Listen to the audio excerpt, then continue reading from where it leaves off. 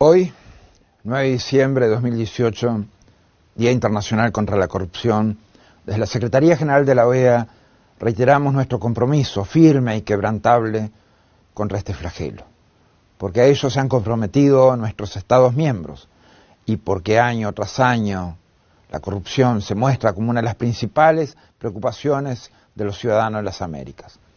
Contra la corrupción no hay descanso.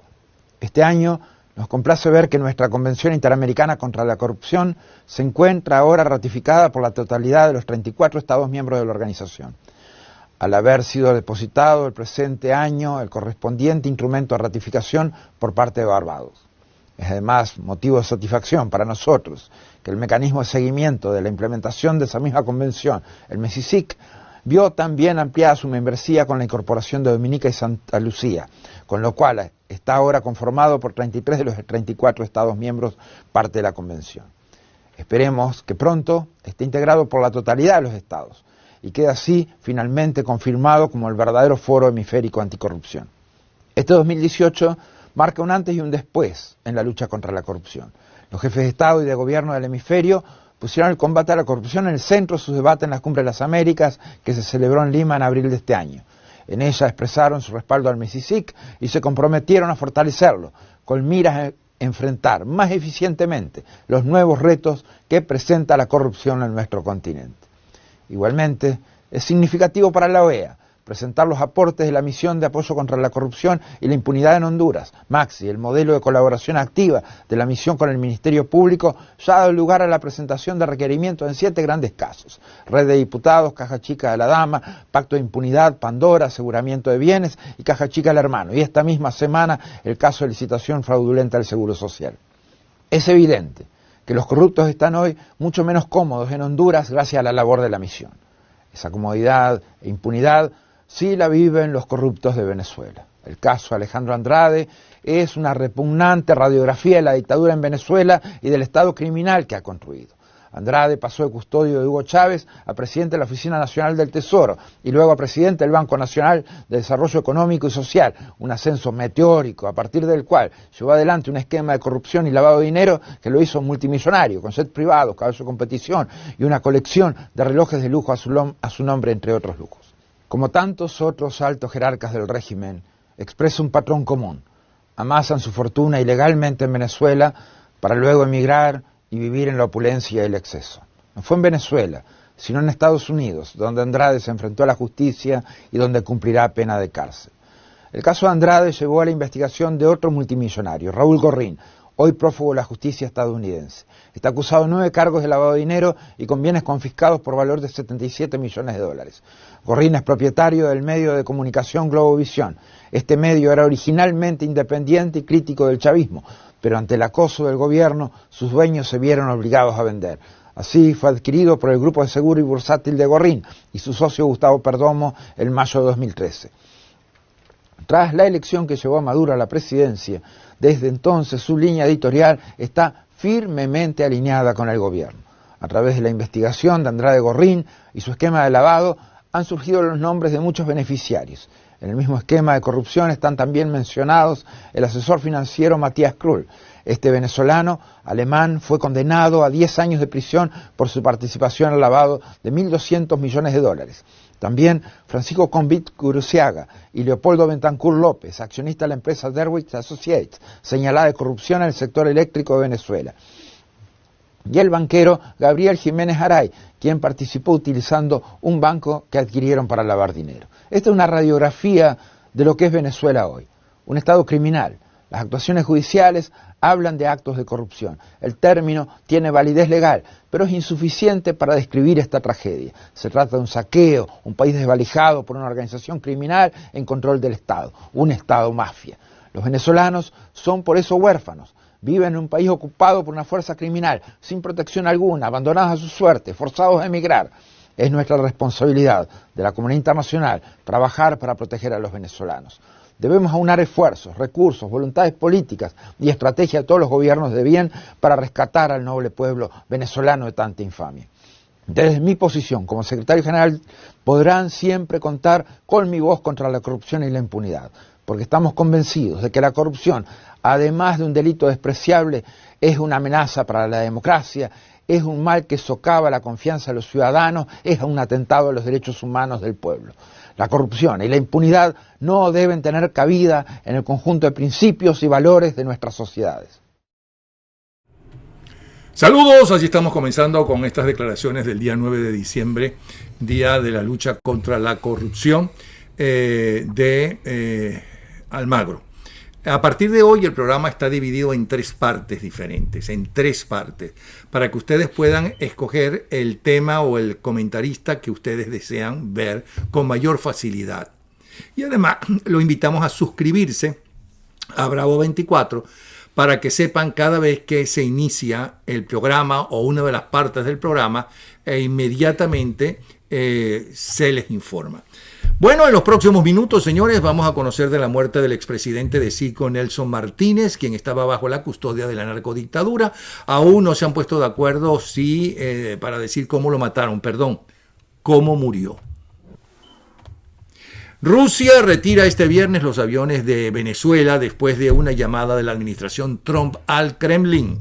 Los Pemones se enfrentan a Vladimir Padrino López, Mota Domínguez y a la mismísima Valentina Quintero. Preocupación en los Estados Unidos por la presencia del ELN y Hezbollah en Venezuela, según vocero del Departamento de Estado. Antonio Rivero responde sobre la presencia de los bombarderos rusos en Maiquetía. Daniel Lara Farías, desde el exilio en Alemania, desenmascara al Foro de Sao Paulo, y Katia Romero, desde Colombia, detalla de la unión de las Naciones Unidas y ACNUR para frenar la trata de venezolanas en Colombia. Iván Ballesteros le da plomo parejo con los perniles de PDVSA. Además, la pelea en la Asamblea Nacional por tapar el caso Gorrín y las próximas protestas en la calle. Facundo Cabral detalla los diferentes tipos de pendejos, tanto los que están en el poder como los gobernados. Tan solo 3 años de cárcel al abogado de Donald Trump, sentenciado por varios delitos. Le vamos a preguntar a la magistrada del Tribunal Supremo de Justicia en el exilio, Scioli Janet Zambrano, y después del 10 de enero, ¿qué pasará con Maduro y su banda?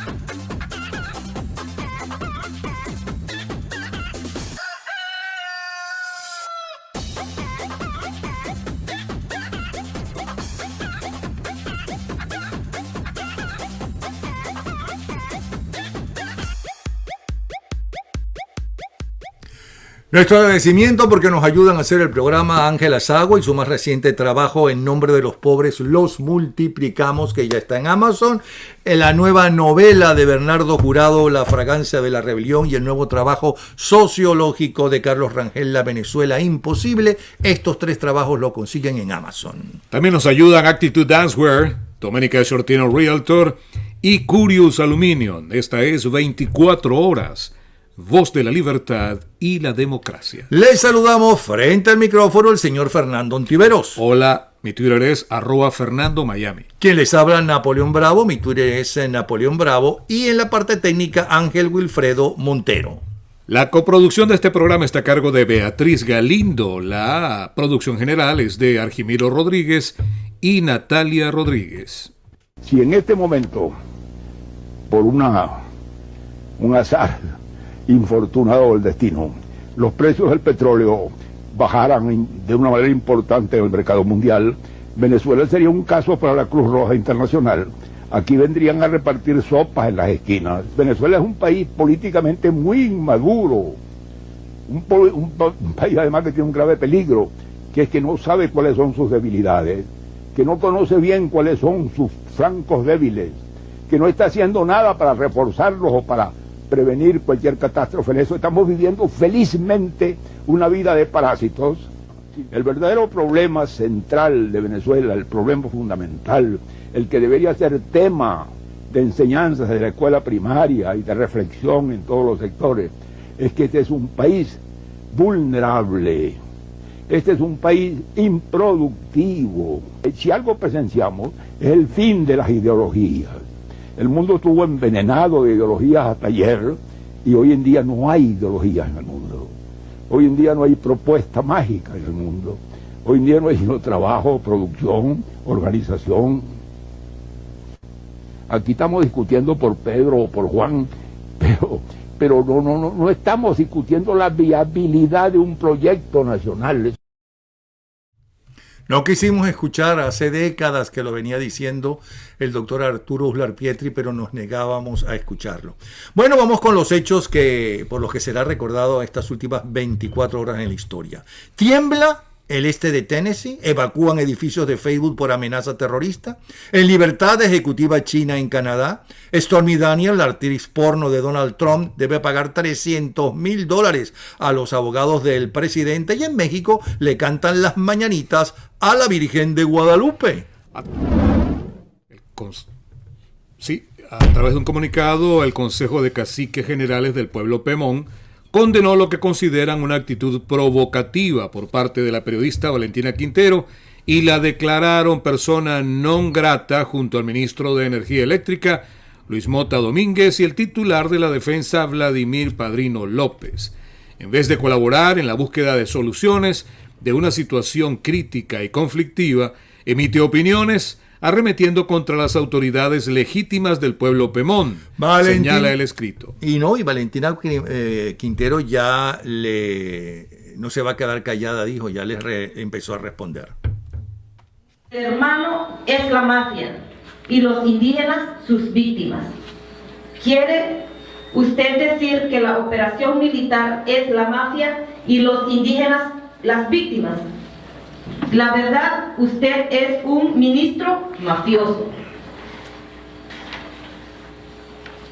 El ministro de Defensa dice que los pueblos indígenas antes de la revolución bolivariana no existían.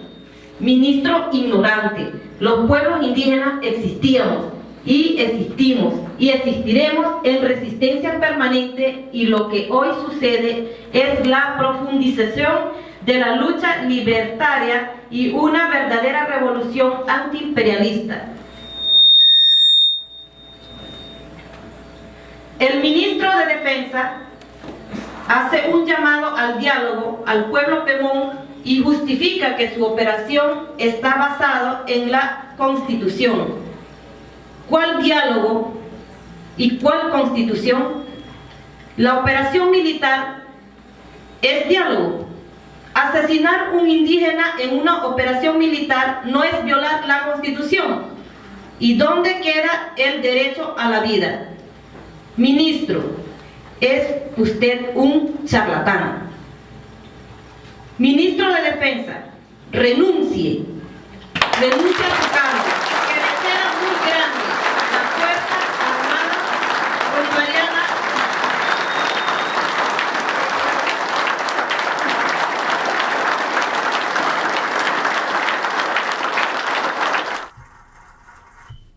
Cambiamos de tema. El ex abogado de Donald Trump, Michael Cohen, fue condenado a solo 3 años de prisión. El letrado es acusado de violación de las leyes de financiación de campaña y de mentir al Congreso de los Estados Unidos, entre otros cargos.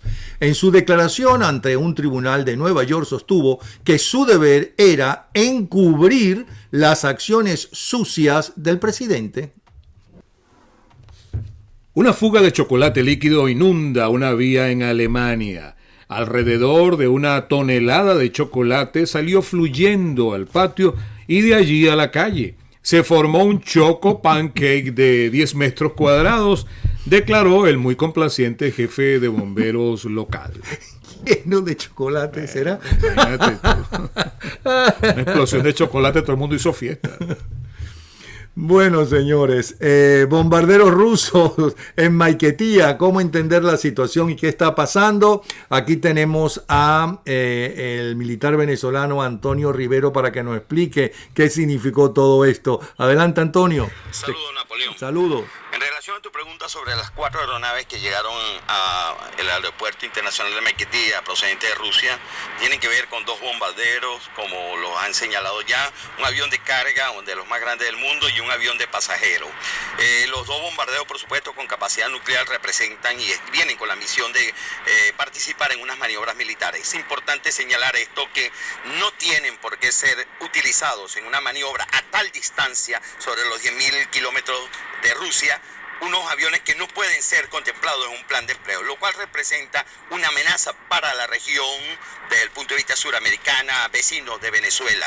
Esto es muy importante evaluarlo y no puede ser subestimado como tal. Hacia los Estados Unidos, una provocación ciertamente ante esto y ante el fin que puedan tener desde el punto de vista ser utilizado en la maniobra. Y por supuesto, no representan amenaza cierta o, digamos así, de preocupación para los Estados Unidos en relación a su territorio. En cuanto al el avión de carga, trae material de reponer y de mantenimiento de los sistemas de armas que ha adquirido Venezuela a los rusos. Y por supuesto allí pueden traer municiones, etcétera, etcétera, de tantos sistemas que han sido obtenidos por el régimen a Rusia. Y el avión, por supuesto, de transporte trae personal de reposición de los que existen actualmente como asesores, también trae personal de mantenimiento y trae personal de instructores para los que principalmente constituye la falla de piloto de Sukhoi que tiene Venezuela actualmente debido a la gran baja que ha tenido la aviación militar venezolana de estos profesionales. Y por otra parte trae también personal para operar en tierra lo que es los controladores aéreos, etcétera, etcétera, la sala situacional y comunicación de estos importantes, sistemas de armas aéreos para operar en las maniobras. Entonces, esta es más o menos la composición y esos son los análisis desde el punto de vista de lo que implica la presencia militar rusa en territorio venezolano o la región suramericana.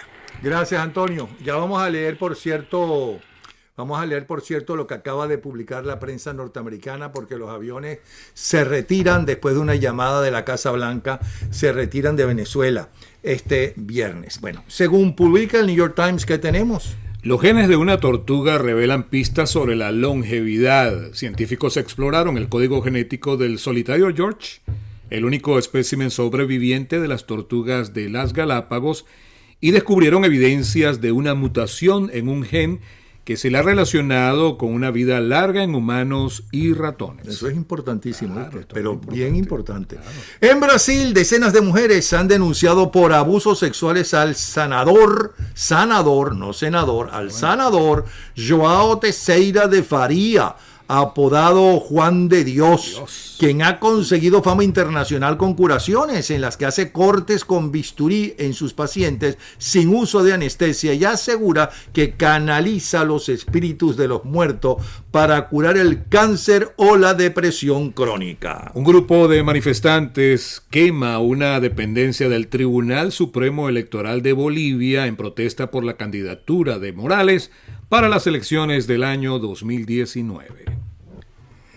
Vamos ahora con el titular más destacado de parte de la prensa más prestigiosa a nivel nacional e internacional de los Estados Unidos. Atención. Wall Street Journal: Rusia retirará aviones de Venezuela tras disputa diplomática con Estados Unidos. 2 bombarderos que llegaron a Venezuela el lunes como un gesto de apoyo al presidente de facto, Nicolás Maduro, se irán el viernes y regresarán a Rusia, dijo la Casa Blanca, luego de una disputa diplomática originada por la visita.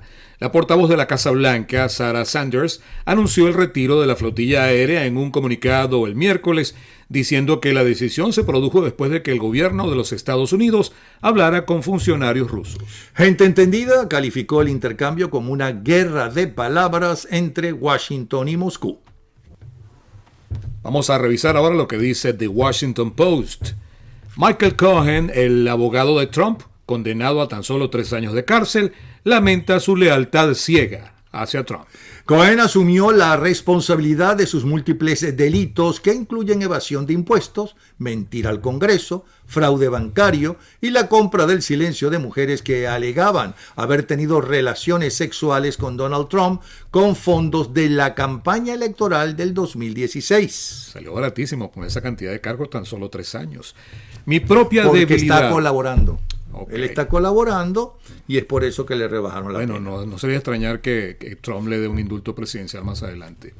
Mi propia debilidad fue la lealtad ciega al hombre que me hizo elegir el camino de la oscuridad. Esto dijo Cohen, su voz quebrándose a veces. Una y otra vez sentí que era mi deber encubrir sus sucias acciones.